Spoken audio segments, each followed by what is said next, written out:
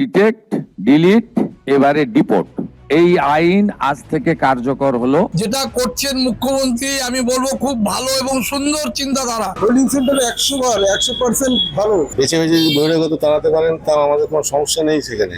একদম সঠিক সিদ্ধান্ত। আমাদের লক্ষ্মীর ভান্ডার খাচ্ছ, আমাদের রেশন খাচ্ছ। পরিযায়ী শ্রমিকের সাথে আর যারা ভারতীয় না তাদের কথা না। কখনোই বাংলা অসম হবে না। অনুপ্রবেশ সন্দেহে জেলায় জেলায় হোল্ডিং সেন্টার। এই সিদ্ধান্তকে ঘিরে শুরু হয়েছে জোর বিতর্ক। প্রশ্ন উঠছে, বাংলা কি তবে অসমের পথেই হাঁটছে? শুধুমাত্র সন্দেহের ভিত্তিতে কাউকে আটক বা হোল্ডিং সেন্টারে রাখার সিদ্ধান্তে সাধারণ নাগরিকরা বিপদের মুখে পড়বেন না তো? কারণ অতীতে নথি যাচাই, নাগরিকত্ব প্রমাণ, এই সব ইস্যুতে বহু সাধারণ মানুষকে চরম ভোগান্তির শিকার হতে হয়েছে।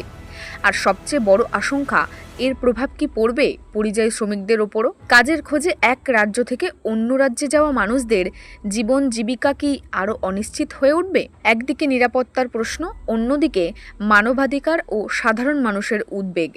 এই দুয়ের টানাপোড়েনে এখন নতুন করে উঠছে একাধিক প্রশ্ন।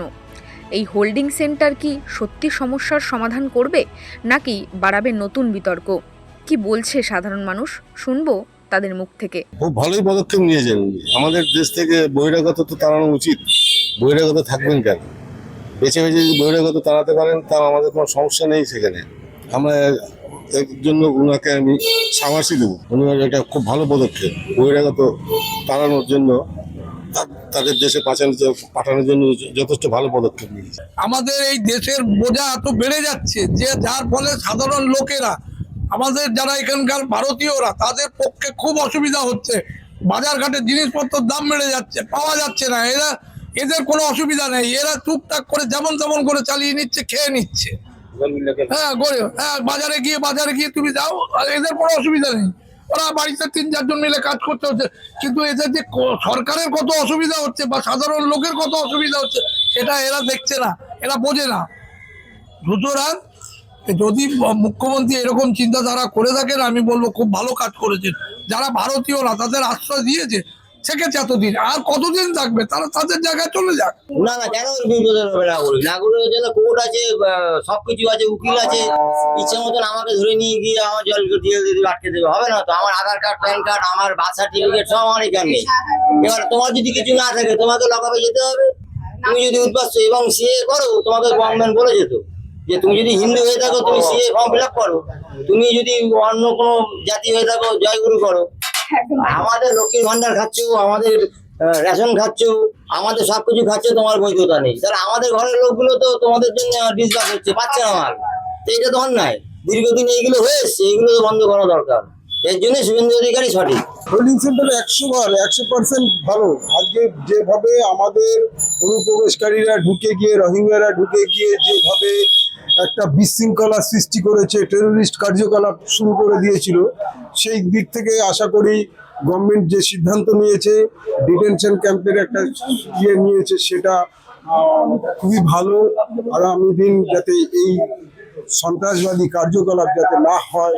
একদম সঠিক সিদ্ধান্ত, এতে কোনো দ্বিমত নেই, কোনো তঞ্চকতা নেই। মানে এই যে পরিযায়ী শ্রমিক যারা দিন আনে দিন খায়, যারা কাজ করে আমাদের এখানে রাজ্যে এখনো পর্যন্ত, তো তাদের কি ক্ষতি বাড়লো? মানে কি মনে হচ্ছে? না না, তারা রাজ্যে কাজ করবে, বাইরে আর যেতে হবে না। এই উদ্দেশ্যেই তো পরিবর্তনটা আনা হয়েছে। পরিযায়ী শ্রমিক যারা হাজার হাজার লাখো লাখো যারা বাইরে আছে, তারা বাইরে কাজ করবে কেন? রাজ্যের উন্নয়ন হলে তাহলে তো যাওয়ার দরকার ছিল না। আর রাজ্যে যদি কাজ থাকে তাহলে তো তারা বাইরে যাবে না। কাজেই সেই পদক্ষেপ নেওয়া হচ্ছে যাতে তারা বাইরে না যায়, এইটাই তো ব্যাপার। মনে হচ্ছে ওয়েট অ্যান্ড সি। দেখুন, সবই তো এসছে, প্রতিটি পদক্ষেপই উনি ভালোভাবে নিয়েছেন এবং সেগুলো সম্পন্ন করবেন, ভালোভাবে সুসম্পন্ন করবেন কাজগুলো। আর বাংলা কি অসম হবে, মানে এইরকম কি কোনো চিন্তা ভাবনা বা কিছু কি মনে করছো? না না, কখনোই বাংলা অসম হবে না, হতে পারবেও না, আর হতে দেবেও না। আমাদের পশ্চিমবাংলার জনগণ সেটা হতেও দেবে না। আর আমাদের বর্তমান যে সরকার, খুবই ভালো মুখ্যমন্ত্রী, উনি সেটা হতেও দেবেন না, আমরাও হতে দেবো না। না না, বিপদ বাড়লো না, কেননা পশ্চিমবাংলায় কর্মসংস্থান হবে, শিল্প কলকারখানা গড়ে উঠবে, তারা এখানে কাজ পাবেন, তাদের আর খুব একটা বেশি বাইরে যেতে হবে না। এখানে আজ এত লোক নেই, জেলায় জেলায় করতে হবে।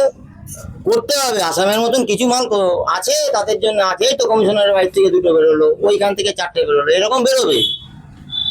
যত বেরোবে তত মাল বাড়বে। তার মানে তার এই সিদ্ধান্তটাকে আমরা ঠিক সঠিক ডিসিশন, 100% সঠিক ডিসিশন। আমাদের দেশের রাজ্যের ছেলেরা অন্য জায়গায় কাজ করতে যাবে কেন? আমাদের রাজ্যের ছেলেরা আমাদের রাজ্যেই থাকবে। কারখানাগুলো বন্ধ ছিল, আগামী আরো যে পরিস্থিতি দিয়েছে যে সব কলকারখানা খুলবে, নিশ্চয়ই আমাদের রাজ্যের লোকেরা অন্য রাজ্যকে কাজ করতে হবে না, আমাদের রাজ্যের ছেলেমেয়েরা এখানেই আমাদের এখানে কাজ করবে। পরিযায়ী শ্রমিকের সাথে আর যারা ভারতীয় না তাদের কথা না, ভারতীয়দের মধ্যে পরিযায়ী কেউ আছে আমাদের বাংলায় এসছে, কেউ গেছে আমাদের বাংলার থেকে অন্য রাজ্যে। তাদের যদি বাংলায় সুব্যবস্থা হয় তাহলে বাংলায় তারা ফিরে আসবে, আর যদি না আসে তখন আবার বাধ্য হয়ে তখন আমরা দেখবো যে আবার পরিযায়ী শ্রমিক হয় এখানে এসছে না ওখানে গেছে। যদি এদের ব্যবস্থা করে দেওয়া হয় তাহলে এরা যাবে কেন বাইরে? 5-এ পা দিল ইনস্ক্রিপ্ট। এই 5 বছরে আমরা আমাদের সাধ্যমতো শ্রম, নিষ্ঠা এবং সাহসে ভর করে চালিয়ে গেছি আমাদের সাংবাদিকতা। এক্সিট পোলের মিথ্যাচার ফাঁস করেছি আমরা। গিগ শ্রমিক, পরিযায়ী শ্রমিকদের কথা বারবার তুলে ধরেছি আমরা। প্যালেস্টাইন, বাংলাদেশ নিয়ে কথা বলেছি আমরা। বাংলাদেশের শাটডাউনের দিনগুলিতে প্রবাসী বাঙালিদের তাদের পরিবার পরিজনের খবর দিয়েছি আমরা। নাগরিক সাংবাদিকতা চালিয়ে যেতে গেলে চাই নাগরিকদের প্রত্যক্ষ অংশগ্রহণ। তাই আমরা ডোনেশন ব্যবস্থা চালু করেছি। স্ক্রিনে দেওয়া এই কিউআর কোডে আপনারা আমাদের যে কোনো অঙ্কের মূল্য পাঠাতে পারেন। আপনাদের অনুদান আমাদের নিজেদের কাজ এগিয়ে নিয়ে যেতে সাহায্য করবে।